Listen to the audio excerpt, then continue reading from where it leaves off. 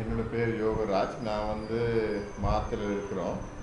எங்களுக்கு 2004ஆம் ஆண்டு ஒரு குழந்தை கிடைச்சிது. அது பிறகு ஒரு 5 வருஷத்துக்கு பிறகு தான் அந்த குழந்தை பேசுதில்லை, இந்த குழந்தையோட ஆக்டிவிட்டிஸ் எல்லாம் சரியில்லைங்கிறது நாங்கள் பேரண்ட்ஸ் உணர்ந்துக்கிட்டோம். பிறகு நாங்கள் பல டாக்டர்ஸ் கிட்ட போய் பார்த்தோம், பல ட்ரீட்மெண்ட்டுகள் எடுத்தோம். ஆனால் எதுவுமே சக்ஸஸ் இல்லாத நிலைமையில்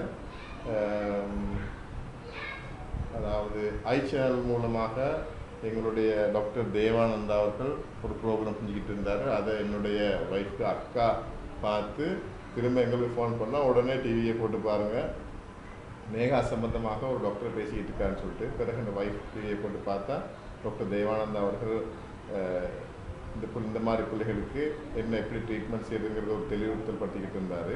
பிறகு நாங்கள் அவரை தொலைபேசி மூலமாக தொடர்பு கொண்டு கொழும்புக்கு வந்தோம். கொழும்புக்கு வந்து பார்த்த பொழுது டாக்டர் தேவானந்தா அவர்கள் இந்த பிள்ளைக்கு ஒட்டிசம் இருக்கிறதுங்கிறத எங்களுக்கு உணர்த்தினார். அதுக்கு பிறகு தான் எங்களுக்கு ஒட்டிசம்னால என்னன்னு தெரிய வந்துச்சு. அது பிறகு ஒரு நினைக்கிறேன் ஒரு 1 இயராக ட்ரீட்மெண்ட் எடுத்தேன் டாக்டர்கிட்ட. ட்ரீட்மெண்ட் எடுத்த பிறகு இந்த பிள்ளை ஓரளவு குணமான நிலைமையில் வந்துச்சு.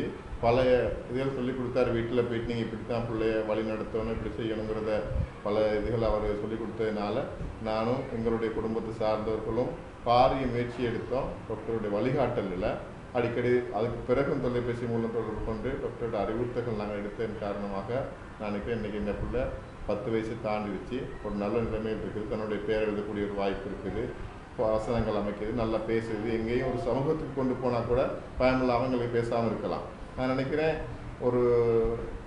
அவள் மொண்டேஸ்வரிக்கு போன காலத்தில் மொண்டேஸ்வரிக்கு போனோம், கேட்டுகிட்ட விட்டோம், உள்ளுக்கு போவா, நாங்கள் பிறகு போய் 11 மணிக்கு எடுத்துகிட்டு வருவோம்.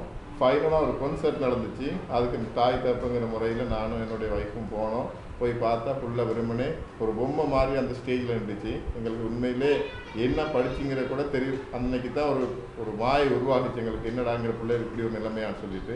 அது நான் நினைக்கிறேன் இன்றைக்கி அது முற்று முழுதாக மாற்றம் அடைந்து எந்த ஒரு சபையிலையும் எந்த ஒரு சமூகத்திலையும் எந்த இடத்துலையும் போயிட்டு என் பிள்ளை போயிருந்தால் யாரும் கண்டுபிடிக்க முடியாது, இந்த பிள்ளைக்கு ஒரு ஒட்டிசம் வியாதி உள்ள பிள்ளைன்னு சொல்லி கண்டுபிடிக்க முடியாத ஒரு சூழ்நிலை இன்றைக்கி ஒரு நல்ல நிலைமையில் இருக்கிறேன் நான் நினைக்கிறேன். தொடர்ந்து இப்படி பல்வேறு பகுதிகளில் பல்வேறு மாவட்டங்கள் இப்படியாப்பட்ட பிள்ளைகள் இருக்காங்க. தயவு செய்து பெற்றோர்கள் தன்னுடைய பிள்ளைகளுடைய இப்படி குறை இருக்குது, நாங்கள் வெளிக்காட்டக்கூடாதுங்கிற எண்ணத்தை மறந்து இப்படியாப்பட்ட நாங்கள் வைத்தியர்களை நாடி எங்களுடைய பிள்ளைய முன்னேற்றங்களை உருவாக்க வேண்டும். அதற்கு நான் நினைக்கிறேன் டாக்டர் தேவானந்தா அவர்களை பொறுத்த மட்டும் அவரை பற்றின ஒரு சில வசனங்கள் சொல்லணும். என்னென்னு கேட்டால் மற்ற வைத்தியர்களோட அவர்களை சமப்படுத்த முடியாது. ஒரு வித்தியாசமான வைத்தியர் அவரோட நேரடியாக தொடர்பு கொள்ளலாம், நேரடியாக பேசலாம். அவரோட போய் நேரடியாக பேசுகிற நேரம் ஒரு டாக்டர்னு சொல்லவே முடியாது. பொதுவாக யாராவது அந்த இடத்துக்கு போனாங்கன்னு சொன்னால் அவர் சாதாரணமாக இருந்தார்னு சொன்னால் யார் டாக்டர்னு தேட வேண்டிய ஒரு சூழ்நிலை வரும். அவர் குழந்தையோட குழந்தையாக இருந்து செயல்பட்டு இந்த ஒரு சமூகத்தில் இப்படிப்பட்ட பிள்ளைகள் இருந்தாலும் ஒரு மாற்றத்தை ஏற்படுங்கிற ஒரு நோக்கத்தோடு செயல்படுற ஒரு வைத்தியர். ஆகவே இந்த இலங்கையில் மட்டுமல்ல உலகளாவிய ரீதியில் இப்போ அவர் வைத்தியம் செய்ய தொடங்கியிருக்கிறாரு. ஆகவே அவருக்கு நீண்ட ஆயுள் தேவை. அதோட எங்கள் மாதிரி ஒரு பெற்றோர்கள் உண்மையிலே டாக்டர் தேவானந்தா அவர்கள் இந்த உலகத்தில் இருக்க தெய்வங்களில் ஒரு தெய்வமாக கருதுன்னு தான் நான் நினைக்கிறேன்.